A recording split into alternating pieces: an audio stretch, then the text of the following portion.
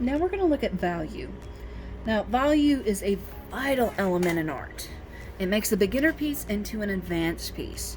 Value gives your subjects dimension, creates the mood of the piece, and holds the attention of your viewers. Value consists of highlights, midtones, and shadows. That's three very important words you need to think about. Highlights, midtones, and shadows. Value can be achromatic, which is another word for grayscale, meaning it is without color, or it can be present even in a color piece. We're going to start out in grayscale using basically being achromatic with a pencil before we advance to color value, because it is way easier to start out in the black and white before we even go on to working in color, because if you don't understand how value works in black and white, how are you going to understand how it works in color when it has subtle varieties of color in the shadows? Now, above is a 5-point value scale, meaning from absolute black to absolute white, there is a certain percentage of white and black in each square. 1 is 100% black and 0% white, meaning it is absolute black. And 2, it is 75% black and 25% white, meaning a quarter of it is white. So it's mixed. It's mixed together, and it's a little dark because it has more black than white. 3 is 50% black and 50% white. It is perfectly equal measurements of both absolute black and absolute white to create this. 4 is the opposite of 2. It is 75% white and 25% black. So that means this has more white than black, so it's not as dark. And then of course 5 is 100% white and has 0% black. Now, this is just the 5-point scale, making it simplified. I have seen these go as high as 100 steps or even 3 steps, where it's just 1, 3, and 5 here, where it's just black, 50% gray, and absolute white. And like I said, I've seen these go as high as 100 steps. It just depends on how much subtlety you really want to put into it. I can go onto Photoshop and create a value scale that is 100 steps long. I've had to do it. So they exist. It just depends on the depth that you want to go into. Now, there are many ways to add value to your work. Your choice of technique can change the feeling and look of your work and create stronger artwork. Shading techniques can also become a part of your signature art style. Some people use the same technique over and over again because that's what they prefer. Now, on the technique list here, we have hatching. Hatching is easy because it goes in one direction. You have cross hatching here. Cross hatching is just like hatching, but it crosses over one another. Like before, if you remember when in contour lines I drew my microphone, I had to crosshatch. The more you layer, the darker it gets. It's the same with hatching here. Everything is all in one little direction. And the more I lay down, the darker it gets. Scumbling is basically scribbling. I make little figure eights, and like these other two, the more you layer, the more pressure you put down, the lighter and darker, the more pressure you put down, the darker it gets. I have a hard line there, so I need to add a little bit more pressure here to blend it into the rest of it. So, and then down in here, I'll add more pressure to make it darker. Some people also do scumbling like this so they can get more range.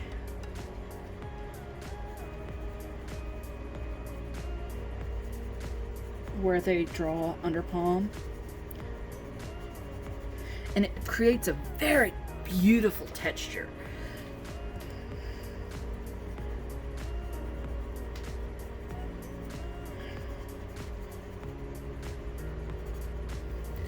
Now, stippling is also known as pointillism, and it's dots. If you can see, the more I put dots together. Now notice I'm not slamming my pencil down. I'm just gently pressing.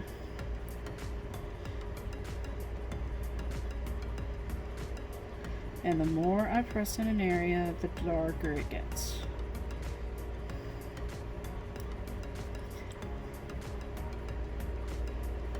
So, again, that is hatching. This is cross hatching. This is scumbling. This is stippling. Now, blending will require the use of a blending stump or a Q-tip. A Q-tip will work just as well. It's better to have one that's kind of dirty because it won't suck up your color near as much. But say I draw a ball and I lay down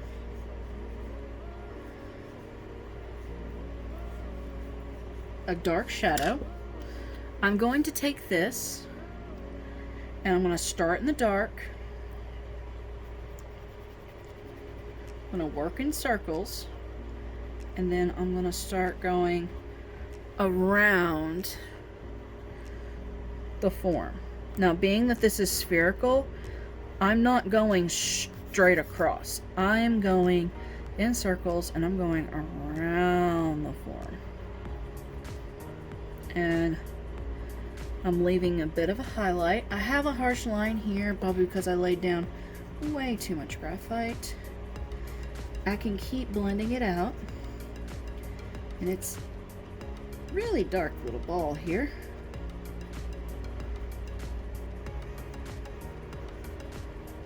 I may need to take some out of it, but I blended it. I just took my stuff, laid down a dark area, and used a blending stump gently on the side like this, or like this, working in circles, applying light pressure. You're not slamming it down into it. Now, a lot of people are tempted to use their fingers when doing a technique like blending. It's not a good idea. For one, your fingers get really dirty. If you look at my finger, it's already dirty. And this, you're not going to get a whole lot of detail. It's better. This matches this much better. So it's better to use a blending stump or at least a Q-tip. Q-tip is poor man's blending stump. So you get 100 of them for $1 and you can get about 8 blending stumps for about 4. So kind of shows which is more economically better. But even then, you could still get the same result from a Q-tip. Or even rolling up a piece of paper, because this is just rolled paper, you can get the same result. But notice, I'm just going in circles, and I'm going around the circle. And I ended up creating a sphere. Now, I can take my eraser, I have a kneaded eraser, and just clean it up. Just to get a better look. And then I can always take my pencil as well and go back in and put in that hard outline if I wanted it to. So that is blending. Now, rendering. Rendering is a little bit more advanced and it's very similar to blending. The only difference is you're taking out and putting back in, taking out and putting back in. You're just kind of going back and forth until you get a very realistic sense. It's also can be kind of faster when it comes to shading. Even though you're going back and forth a lot, you do a whole area much quicker. So say I'm gonna render. So every year that I do this, I just draw a little ball because it's easiest just to shade a ball. And what I'm gonna do is I'm gonna fill in an area. I'm gonna draw a line, and I'm gonna draw a ball with the line going through it slightly. Now I'm going to take my blending stump, I'm going to lay it on its edge, under palm, like this. I'm going to go around and round and round and round and round and round until I got it nice and smooth. Now what this does is it fills in your midtones for you. If you don't press hard enough, you can lose sight of your drawing a little bit, so you need to be very careful doing this. Now, say I want to make my light source here, like I did here.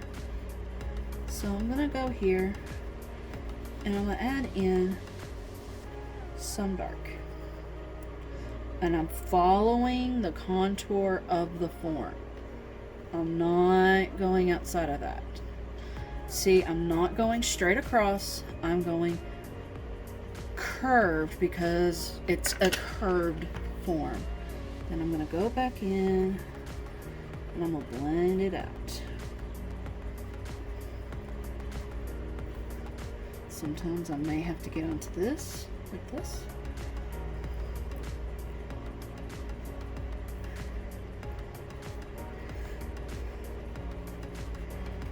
I'm going to blend it out. Blend and blend and blend.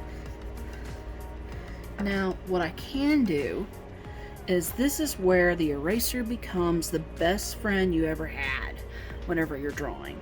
I'm going to take my eraser and I'm going to take out my highlight. And then I'm going to take out a little bit around the ball.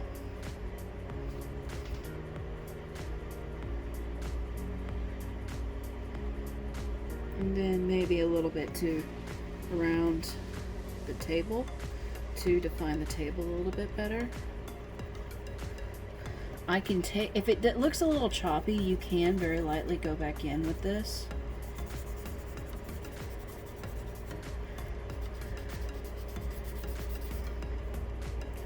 Now I can blend more on the ball. Then I can of course add a shadow.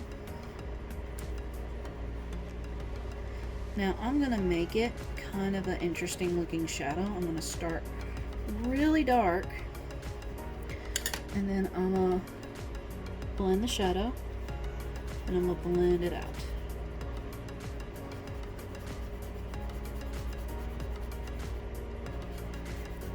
So now I've got a very realistic looking little sphere that's turned into a ball. Now I can go in and define the edge a little bit more. You don't want to do that too much because it loses some of the realism. If you say I went all the way around with this dark pencil again, I would rather leave like this fuzzy area here just to fit, just to really punch in the realism. So this is number 5, which is rendering. So those are your value techniques. Before we go into how to use it against a form, first things first is you're going to make sure that you do the same techniques again, but on a value scale. So you're going to start darkest and then go to lightest. This is a 5-point scale. Each box is going to be worth 20 points. So this is worth 100, this is worth 100, this is worth 100, this is worth 100, this is worth 100. So if you don't do all the boxes, well, you can easily lose points quickly. And here, will be 100 points as well. I want to see a full range of values. So the background, the table, the shadow, and the ball with a smooth transition from dark to light. You can go back and forth with your eraser until you get this right. Sometimes you can even dab it out a little bit. I just want to see a smooth transition from here to here, and the background and table and shadow done. That's what I'm expecting for this piece right here. Now, this is an amazing drawing exercise because every single artist pretty much draws spheres and practices value this way, because you're turning a shape, which is a circle, into a form. This looks like it can be measured with up and down, side to side, front to back. Up and down, side to side. For those of you who know math well, this is the z-axis where you're measuring in a 3D space, but some don't know that yet. If you don't, you eventually will. So you're turning a shape into a form using rendering, and it's a little bit quicker because you actually get a whole picture in by doing it that way. Now, you can use any media you like. I prefer that you use pencil. If you want to use charcoal because you have charcoal at home, that's fine. If you choose, you cannot use pen on blending and rendering because it just doesn't work that way. A mechanical pencil will make this one and this one harder. Just as a warning, it will make these two a little bit harder. So try to get a regular old number 2 pencil to do these two. It just makes it easier. Now, you can't, and that's not to say that you can't do it with a mechanical pencil. It's just harder. These up here actually do really well with mechanical pencils. Scumbling, it can be a little stippling, super well with mechanical pencil. Just remember on stippling, don't stab your paper. You just have to press it down, rock your wrist back and forth. And that will create a good stippling. So that's what I'm expecting from value. I will go over in another video how to add value to a drawing by observing shadows, midtone shadows, highlights, and midtones, and working by creating forms via those shadows. Now, I will see you in the next video.